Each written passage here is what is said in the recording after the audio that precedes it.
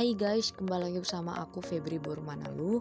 Kali ini kita akan membahas mengenai balance scorecard.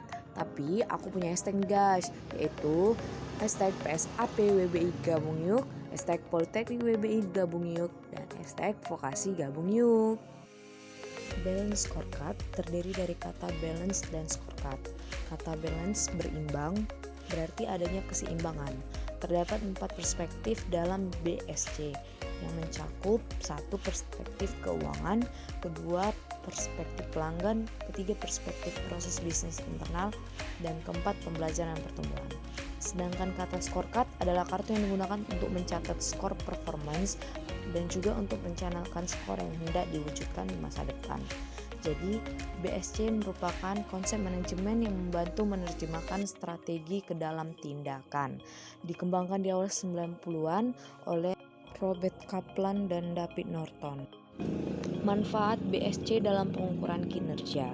Salah satunya yaitu mengelola operasi organisasi secara efektif dan efisien dengan cara memotivasi karyawan. Dan terdapat 4 lain. Berikut ini bagian-bagian dalam 4 perspektif balance scorecard. Bisa kita baca di slide ini. Setiap perspektif memiliki 4 komponen penting. Yang pertama tujuan, kedua ukuran atau indikator, ketiga target, keempat inisiatif atau langkah upaya. Keempat komponen utama ini diterjemahkan dan diarahkan oleh vision dan strategi. Kali ini kita akan membahas balance scorecard dalam bidang pendidikan dan kita mengambil contoh dari slide Pak Aston Situmorang. Oke, tahap pertama yaitu klarifikasi visi dan misi. Kita dapat menggunakan kuesioner untuk melakukan klarifikasi visi dan misi berikut ini. Tahap kedua tujuan. Tujuan adalah hasil yang ingin dicapai. Dalam BSC berlandaskan 4 perspektif sebagai bagian faktor lingkungan strategis internal, eksternal, penting yang berpengaruh kuat. Jadi tujuan dari Dinas Pendidikan Provinsi Sumatera Utara yaitu meningkatkan kecerdasan siswa. Tahap ketiga, peta strategi. Peta strategi menggambarkan hubungan kausal antar tujuan sebagai suatu kesatuan. Peta strategi merupakan peta jalan atau roadmap agar pelaksanaan kegiatan berhasil dengan sebaik-baiknya. Jadi peta strategi pendidikan yaitu dimulai dari perspektif pembelajaran dan pertumbuhan hingga mencapai tujuan akhir. Selanjutnya perspektif keuangan. Menjadi perhatian dalam BSC karena ukuran keuangan merupakan ikhtisar dari konsekuensi ekonomi yang terjadi akibat keputusan. Sasaran-sasarannya itu ada 3 yaitu pertumbuhan, bertahan, dan panen. Perspektif pelanggan, tolak ukurnya yaitu kinerja pelanggan, dibagi menjadi 2 kelompok yaitu kelompok inti dan kelompok penunjang. Kemudian perspektif pembelajaran dan pertumbuhan, mengembangkan dan mendorong organisasi agar berjalan dan tumbuh. Kemudian kita akan membuat model keterkaitan dari 4 perspektif tersebut. Perspektifnya dimulai dari finansial hingga ke pelanggan. Dan peta strateginya yaitu melalui penyediaan anggaran secara rutin hingga pada akhirnya sampai ke kepuasan masyarakat. Selanjutnya penentuan bobot. Kriterianya tidak ada standar baku pada penentuan bobot tersebut. Bisa kita lihat dalam contoh model keterikaitannya itu mulai dari finansial memiliki bobot 20 sampai ke pelanggan juga memiliki bobot 20. Selanjutnya sasaran strategis. Sasaran strategi merupakan bagian dari peta strategi yang menggambarkan kegiatan yang harus dilakukan. Contohnya pada perspektif pelanggan, di mana peta strategi kita yaitu kepuasan masyarakat. Gambaran yang dapat kita lakukan sebagai sasaran strategi kita yaitu meningkatnya kecerdasan siswa.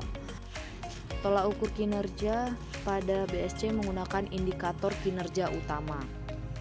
Jadi pada format ini kita ambil contoh pelanggan di mana tolak ukur indikator kinerja utamanya yaitu tingkat kelulusan berdasarkan UAN yaitu 80%. Nilai 80% ini diambil berdasarkan keputusan bersama.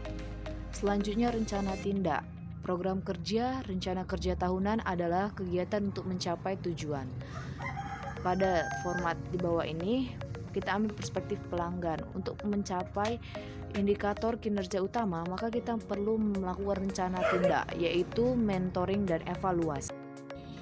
Tahap ke-8 yaitu target. Target merupakan tingkat pencapaian kinerja yang diharapkan secara kuantitatif. Pada contoh pendidikan, kriteria target disingkat menjadi SMART, yaitu stretch, measurable, agreed, realistic, time bound. Tahap ke-9 yaitu realisasi. Di tahap ini kita memantau dari target kita. Target kita 80% di perspektif pelanggan. Maka kita lihat berapa sih yang terrealisasi. Kita bisa menilai yang terrealisasi berdasarkan monitoring dan evaluasi yang telah kita lakukan. Selanjutnya penentuan skor. Kita ambil dari perspektif learn and growth.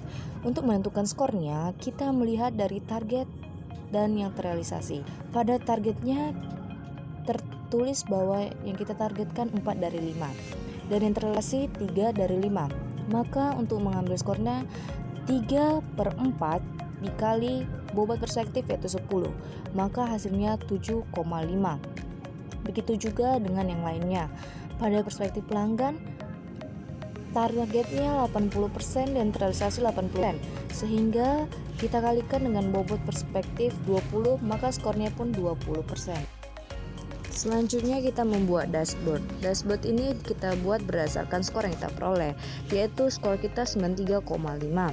Maka kita berada pada jalur hijau, yaitu antara 75 dan 100. Sekian resume dari Blend Scorecard. Buat kalian yang ingin mempelajari akuntansi perpajakan, kalian bisa bergabung bersama kami di Politeknik Ilmar Bisnis Indonesia yang sudah terakreditasi B dan memiliki dosen-dosen yang sangat.